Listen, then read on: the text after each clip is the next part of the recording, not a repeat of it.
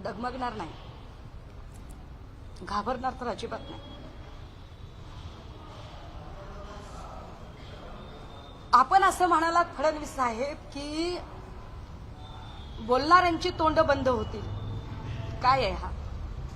हा इशारा आहे, ही धमकी आहे. तोंड बंद कराल म्हणजे काय कराल? संपवून टाकाल की मलिक आणि अनिल देशमुखांना अडकवलं, राऊतांना अडकवलं तसं मला अडकवाल? अडकवाल तर कशात अडकवाल? आयुष्यभर संविधानिक भाषा सांगत आलीये, आयुष्यभर कायदा आणि कलमाशिवाय काही बोललेली नाहीये. अडकवाल तर कशात अडकवाल? फडणवीस साहेब, आपण विसरताय का? आपण एका पक्षाचे नेते नाही आहात, आपण या राज्याचे गृहमंत्री आहात. या राज्यातल्या प्रत्येक नागरिकाने विचारलेल्या प्रश्नांचं उत्तर देणं हा आपला अधिकार आहे.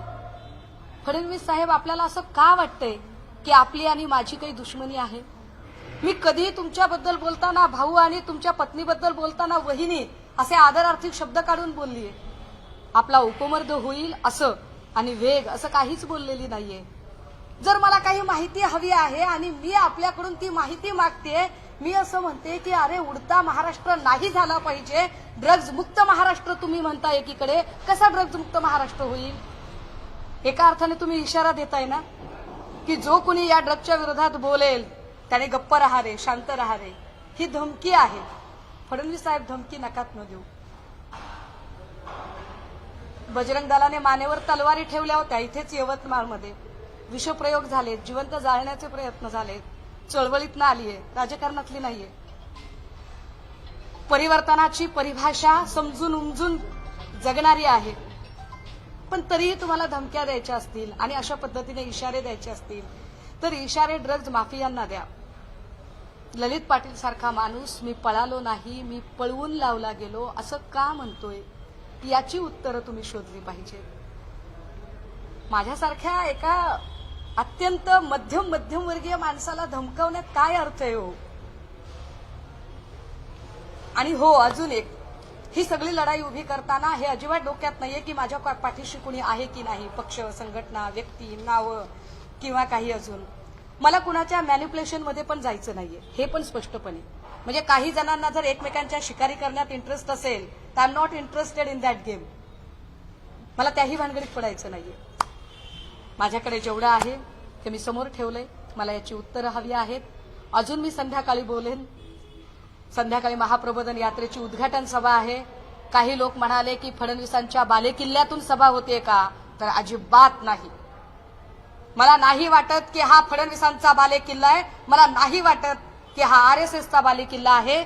मी नागपूरमध्ये माझ्या उद्घाटन महाप्रबोधनाचं उद्घाटन पर्व इथून सुरू करते, कारण ही विश्वरत्न डॉक्टर बाबासाहेब आंबेडकरांच्या दीक्षाभूमीचं ऊर्जा केंद्र आहे, म्हणून मी इथून येते. मला तुमच्या बालेकिल्ल्याची भीती वाटत नाही आणि तुमच्या कुठल्याच ताकदीची भीती वाटत नाही. जे प्रश्न आहेत ते मी विचारलेत आणि या प्रश्नांची उत्तरं महाराष्ट्राचा नागरिक पण आपण द्यावीत, एवढीच अपेक्षा. शंभू देसाईंचा राजीनामा मागणार. दादा, मांगने को तो लोग चांद भी मांग लेते हैं, मिलता कहाँ है? हो, इथे याच भाजपच्या लोकांनी संजय राठोडांच्या आरोपांचं नंतर बघू, आधी राजीनामा द्या म्हटलं. राठोडांचा राजीनामा घेतला आणि पुन्हा त्याच संजय राठोडांना यांनी सत्तेत सामावून घेतलं. यांनी अनिल देशमुखांचा राजीनामा घेतला, ते पुढे निर्दोष झाले. यांनी अशाच पद्धतीने अनेकांच्या विकेट काढायचा प्रयत्न केला. आणि मी जेव्हा म्हणते की अरे तुम्ही निर्दोष असाल तर पुन्हा सत्तेत बसा ना बाबा हो, पण तुम्ही मंत्रिपदांच्या जागांवरती जर असाल तर तुम्हाला नाही का वाटत की ती तुम्ही यंत्रणा प्रभावित करताय? एका मंत्र्याच्या विरोधात कदाचित एखादा वर्ग 2, वर्ग 3चा अधिकारी कसा काय तपास करू शकेल? इतकं साधं लॉजिक आहे. राज्याच्याच यंत्रणेवर आक्षेप असतील तर केंद्राच्या यंत्रणेने तपास करावा, इतकी साधी अपेक्षा आहे. यात राग काय येतोय? मी भुसे साहेबांचं स्वागत करते, सन्मान करते की भुसेंनी किमान ही तत्परता तरी दाखवली, सकारात्मकता दाखवली की okay, I am ready to each and every type of inquiry. मी कुठल्याही इन्क्वायरीला तयार आहे. देसाईजी खरं बोलल्यावर सख्याला राग येतो, म्हणजे तुम्ही का चिडला इथे? गुड, शांत व्हा. ताई आता ब्रीफिंग करताना लास्टमध्ये बोलले की माझ्या मागे मला माहित नाही की माझ्या मागे माझा पक्ष नेमकं काय आहे तुमचं? नाही याचा अर्थ लगेचच काहीतरी बिटवीन द लाईन काढू नका. माझा पक्ष किंवा सन्मान्य पक्षप्रमुख किंवा एकूण टीम हे सगळे लोक माझ्या सोबत आहेत. मी हे या अर्थाने बोलले की मी अशी काहीतरी चर्चा ऐकली, म्हणजे हे आपण जरांगे पाटील साहेबांच्याही बद्दल असे लोकांनी अपभ्रंश तयार करायला सुरुवात केली की एखादा माणूस बोलतोय तर त्याला कुणी मॅन्युप्युलेट करते का, त्याला कुणी चालवते का. तर या अर्थाने मी सांगितलं की बाबा हा माझा इनर कॉन्शियस आहे, हा माझा सत्सद विवेक आहे. मी शिक्षिका म्हणून मला हे प्रश्न पडतायत आणि हे प्रश्न मी कायद्याच्या चौकटीत राहून विचारते आणि मी कायद्याचं पालन करणारी मुलगी आहे. काल राहुल नार्वेकरांनी मुख्यमंत्री एकनाथ शिंदे यांच्यामध्ये बंद दाराआड चर्चा झाली. आमदार आपलं प्रतिनिधी सुनावणी आम्ही काय वाटतं तुम्हाला त्याच्यावर? सभ्य माणसांनी दाराआड डोकावू नये आणि जे सभ्य असतात ते दारं उघडी ठेवून चर्चा करतात. आता ह्या दोन लोकांनी दारं बंद का केली आणि त्यांच्या सभ्यतेच्या व्याख्या काय आहेत हे मला माहिती. तरी तुम्ही सरकारला घाबरल्या दिसता, तुम्ही भावनिक झाल्या, नाही तुम्हाला ऐका, मी म्हटलं की माझ्या भावाचा काल ऍक्सिडेंट झाला, मला कुटुंब पण आहे आणि माझी 6 वर्षाची मुलगी सगळं हे बघत रोज जी फोन करते. सो फक्त मी घाबरत नाही दादा. तुम्हाला असं वाटतं एवढी साधी असते ना तर इथपर्यंत आलेच नसते. फार खंबीर आहे. फक्त काल मला आपण प्रश्न विचारत होतात एअरपोर्टवर आणि मला त्याची उत्तरं देता येत नव्हती, कारण मी माझ्या ट्रान्समध्ये होते. मी जर कोणी असेल सोबत, मी पाणी मागत होते, मला पाणी पाहिजे त्यावेळेला. कारण त्यावेळेला म्हणजे अक्षरशः मी व्हीलचेअरमधून मला बाहेर आणलेलं होतं. मी कोलॅप्स झाले होते फ्लाईटमध्येच आणि मला अचानक जेव्हा कळलं की भावाचा ऍक्सिडेंट झाला, सो मी त्याच्यातनं गांगरून बाहेरच पडलेले होते. त्यामुळे इमोशनल होणं एक वेगळी गोष्ट आहे आणि घाबरणं एक वेगळी गोष्ट आहे. आणि घाबरणे हा शब्द माझ्याकडे नाही. मला एकच वाटतं की मी उभी राहिल्यावर मी फक्त माझ्या नजरेला नजर भिडवू शकले पाहिजे, बाकी काही देणं घेणं नाही. एमडी ड्रग्स प्रकरणामध्ये ज्या पद्धतीनं फॅक्टरीज आता सुरू आहे सोलापूरमध्ये, नाशिकमध्ये, पूर्वीचा काळ असा होता 10-12 वर्षापूर्वी नाफ्ताच्या फॅक्टरी सिटीकडे लागायच्या आणि नाफ्ता नंतर पेट्रोलमध्ये मिक्स करायचं. आता हे सगळे माफिया हे सगळे एमडी ड्रग्सच्या मागे लागलेले आहेत. या सगळ्या प्रश्नांवरती अत्यंत महत्वाचा प्रश्न आहे. नागपूरपासून मुंबईपर्यंत तरुणाई जी आहे काही प्रमाणात ती विळख्यात गेलेली आहे. एमडी पासून राज्याला वाचवण्यासाठी सर्व पक्षांनी एकत्र येऊन आगामी हिवाळी अधिवेशनामध्ये काही ठोस असं होणार का आरोप प्रत्यारोपापर्यंत राहणार? दादा मला हाच प्रश्न विचारायचा आहे. मी म्हणून देसाई साहेबांना बोलते आणि गृहमंत्र्यांना बोलते पुन्हा की एक साधं ब्युटी पार्लर जरी उघडायचं असेल तर त्याच्यासाठी मला रेंट अग्रीमेंट द्यावं लागेल, मला जीएसटी नंबर काढावा लागेल, शॉप ऍक्ट द्यावा लागेल, काही इन्फ्रास्ट्रक्चर उभं करावं लागेल. एवढी मोठी फॅक्टरी उभी राहते म्हटल्यावर किती ट्रान्झॅक्शन झाले असतील, किती प्रकारचे झाले असतील, लँड पर्चेसिंग झालं असेल, काही तिथे इन्फ्रा मशिनरी आणल्या असतील, काही ट्रान्सपोर्टेशन झालेलं असेल. ह्या सगळ्या गोष्टी इतक्या स्मूथली कशा काय होतात आणि ह्या स्मूथली गोष्टी होतात आणि आम्हाला माहितीच नव्हत्या असं जर म्हणणं असेल देसाईजींचं तर होय, मी म्हणते की तुम्ही मंत्री म्हणून सपशेल नापास आहात. हिवाळी अधिवेशनामध्ये या संदर्भामध्ये काय तयारी आहे पक्षाची आणि म्हणजे आमदार विरोधी पक्ष जे त्यांच्या महाविकास आघाडीचे जे आहे, काय या संदर्भामध्ये हिवाळी अधिवेशन तयारी आहे? मी सभागृहाचा सदस्य नाहीये. सभागृहाबाहेर मी एक लढाई लढतीये. सभागृहाच्या आत माझा पक्ष निश्चितपणे याही मुद्द्यावर लढेल आणि याच्या सोबत महिला सुरक्षेचे जे काही प्रश्न उभे राहिलेले आहेत याही मुद्द्यांवरती आम्ही अधिवेशनातली लढाई लढत राहू.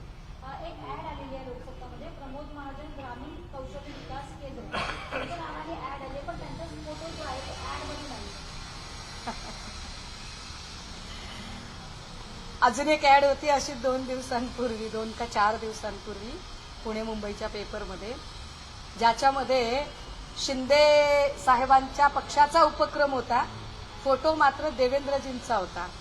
तर असं कधी कधी असतं, लायसनवर एजंटचा फोटो येतो कधी कधी छापून. नाही त्याच्या नवाब मलिकांना जेव्हा जेलमध्ये टाकलं त्यावेळेस त्यांनी त्यापूर्वी ड्रग्सचे काही आरोप केले होते, तेव्हा त्यांना जेलमध्ये टाकलं. आता तुम्ही देखील त्याच पद्धतीने पाठपुरावा करतात, तर तुम्हाला देखील भीती आहे का तुम्हाला देखील जेलमध्ये टाकलं? नाही, म्हणूनच मी आत्ताच स्पष्ट केलं बाबा की माझ्याकडे काय आहे. तर उभ्या राज्यात कोणाची 1 रुपयाची उधारी नाही. अगदी रोजची 40 रुपयाची दुधाची पिशवी पण रोखीने आणली जाते. कुठल्याही खात्याकडे कसलाही आर्थिक व्यवहार नाहीये. आयुष्यभर कायद्याच्या चौकटीत राहून काम केलंय, तरीही ते ज्या अर्थी इशारे आणि धमक्या देत आहेत त्या इशाऱ्यांचा आणि धमक्यांचा आम्ही काय अर्थ काढायचा हे आदरणीय फडणवीस साहेबांनी सांगितलं. काल तुम्ही नार्को अनालिसिस चर्चेने की काही जण नाव घेतलं होतं आणि नंतर हो, मी पुन्हा एकदा सांगते की होय, मला संजय ठाकूर, मला ही जी नावं घेतली या लोकांची, मला तो जो हात जो बनाव करतोय पोलीस की माझ्या हाताला झटका देऊन पळाला, पण तोच पोलीस पुढे लेमन ट्री मध्ये दिसतो हॉटेलच्या परिसरामध्ये सीसीटीव्ही फुटेजमध्ये, त्याची झाली पाहिजे नार्को टेस्ट. ललित पाटील, भूषण पाटील यांची तर झालीच झाली पाहिजे, परंतु त्याला पळून जाण्यास मदत करणारा रोजरी स्कूलचा जो संबंधित आहे, ज्याला ईडीने कारवाई केली आणि जो त्याच बराकीत होता, विनय अरहना, या विनय अरहनाचा ड्रायव्हर दत्ता डोके, ज्या दत्ता डोकेच्या गाडीतनं तो पळून गेला, जो दत्ता डोके नंतर हडपसर इथून पोलिसांनी हस्तगत केला, या सगळ्या लोकांची नार्को टेस्ट करा, बऱ्याच गोष्टी बाहेर येतील. वॉर्ड नंबर 16चं गौड बंगाल बाहेर आलं पाहिजे असं मी सारखं म्हणते. आरोग्यमंत्री काहीच बोलत नाहीत राव त्याच्यावरती. काय आरोग्यमंत्र्यांचं? काल विजय वडेट्टीवार आणि एकनाथ शिंदे यांची देखील काल भेट झाली. याच्या भेटीकडे कसं बघतो? मला काही माहिती नाही. आपल्या माध्यमातून कळते त्यांच्या भेटीचा विषयही माहिती नाही आणि त्याचं कारणही माहिती नाही.